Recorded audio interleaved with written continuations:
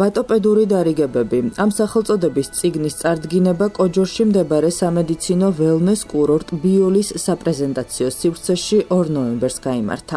ათონის წმინდა მთის ვატოპედის მონასტრის მიერ ქართულ ენაზე გამოცემული ეს უკვე მე-7 წიგნია. ღონისძიება ამბა ალავერდელმა მიტროპოლიტმა დავითმა გახსნა.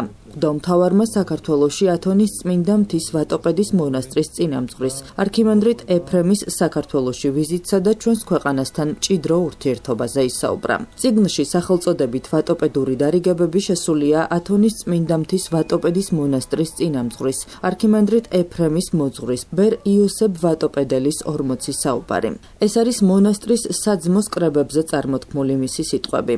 ღონისძიებაზე სიტყვით გამოვიდა ათონის წმინდა მთის ვატოპედის მონასტრის წინამძღვარი არქიმანდრიტი ეფრემი. სასულიერო პირმა საქართველოში ვიზიტზე, სიწმინდეების მოლოცვაზე, სრულიად საქართველოს კათოლიკოს პატრიარქისადმი მის დამოკიდებულებაზე, ჩვენს ქვეყანასა და ხალხთან მჭიდრო ურთიერთობაზე ისაუბრა. ღონისძიების ფარგლებში ნაჩვენები იყო ბერ იოსებ ვატოპედელის ერთ-ერთი ქადაგება. შეხვედრას სასულიერო პირები, ვატოპედის მონასტრის წევრები, თბილისის ვიცე-მერი გიორგი ტყემალაძე ხელოვანები და სხვადასხვა სფეროს წარმომადგენლები ესწრებოდნენ. ღონისძიების მონაწილეებს წიგნები საჩუქრად გადაეცათ. გილოცავთ გავრიელ ცხეთელის სალოსის ხსენების დღეს, შეგვეციოს მადლი ყველას.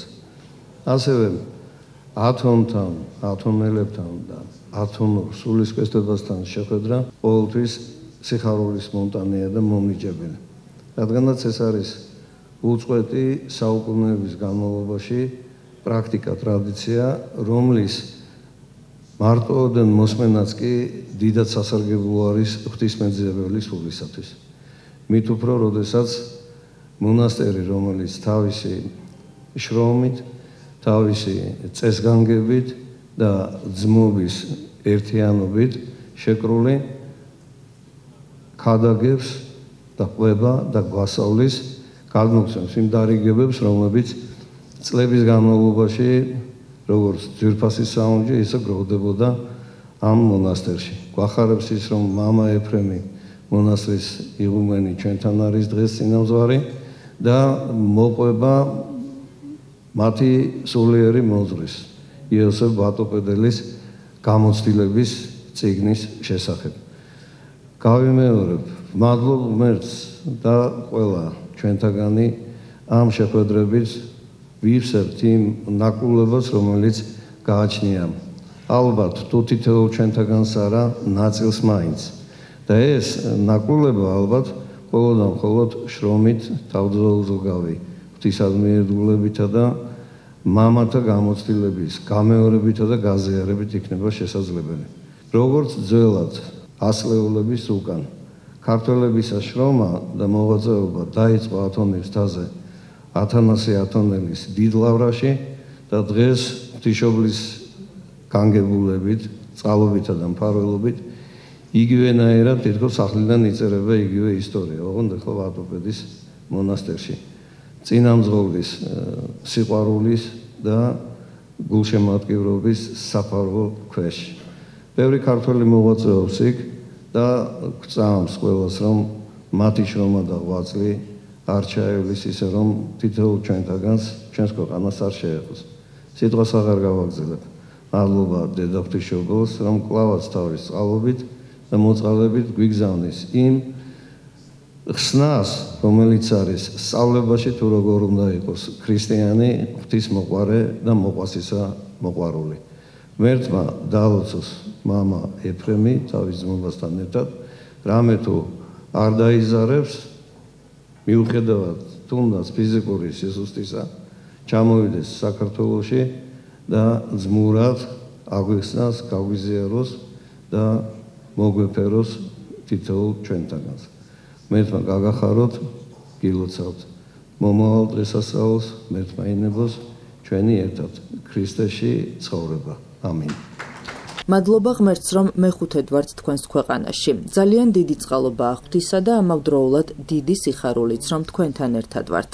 ისე დავუახლოვდით ერთმანეთს, რომ ეს დაგეგმილი არ გვქონდა. ღმერთის განგებულებამ მოაწყო ასე. რამდენიმე წელიწადში ერთხელ ჩამოვდივართ აქ, იმიტომ რომ გვიყვარხართ.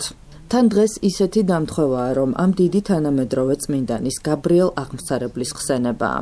საქართველოში თანამედროვე ეკლესიისთვის ეს ადამიანი იყო დიდი მოვლენა.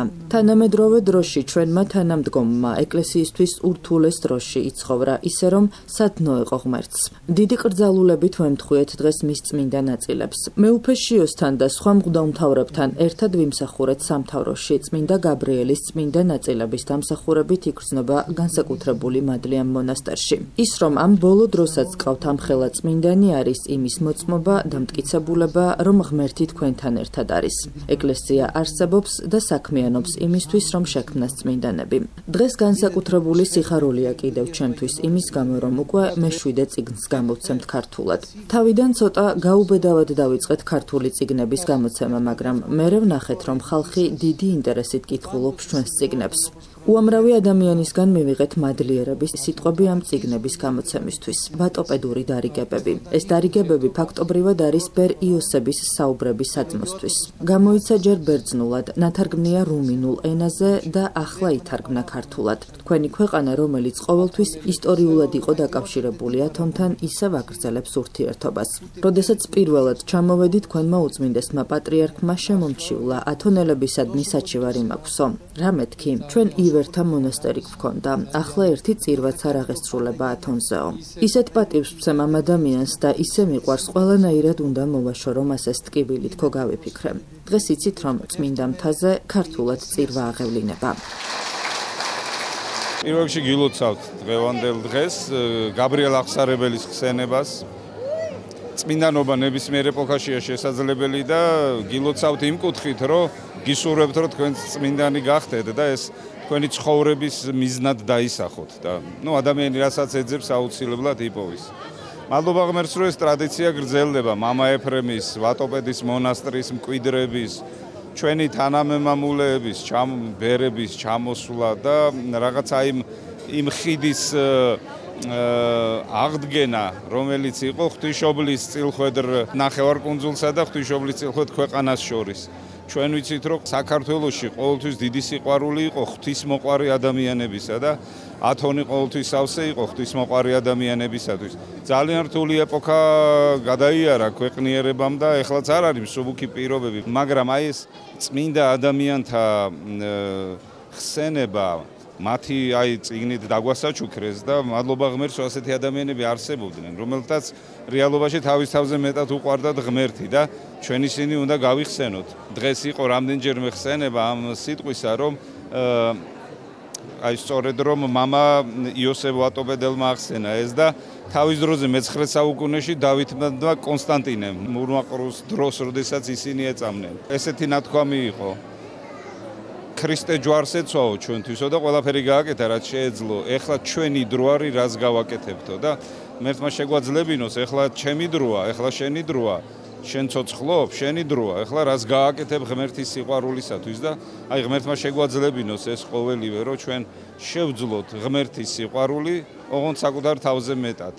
ღმერთმა დაგულოცოს და გაგვაძლიეროს და ღმერთმა გააძლიეროს ქართველთა ურთიერთობა ღმერთთან, ქართველთა ურთიერთობა ღვთისმოყვარე ადამიანებთან, ათონის მთასთან და ვატოპედის მონასტერთან, რომელიც ქართველთა დიდი სიყვარულით გამოირჩევა და მადლობა მამა ეფრემს, მადლობა მას გულის სიყვარულისათვის, გულის ხმიერებისათვის, რომ საქართველოში ჩამოსვლა ტრადიციათ აქცია და სიწმინდეებით და კეთილი გულით გვასაჩუქრებს ყოველთვის. ათონის ვატოპედის მონასტერი სხვა მრავალ საქმიანობასთან ერთად გამოცემს ქართულ წიგნებსაც. მამა ეფრემს ძალიან უყვარს წინამძღვარს, ძალიან უყვარს საქართველო და საქართველოს ეკლესიის ლოცვა-კურთხევით პერიოდულად ჩამოდის ხოლმე და ცდილობს რაღაც სულის სასარგებლო და მორწმუნეებისთვის სანუგეშო გააკეთოს.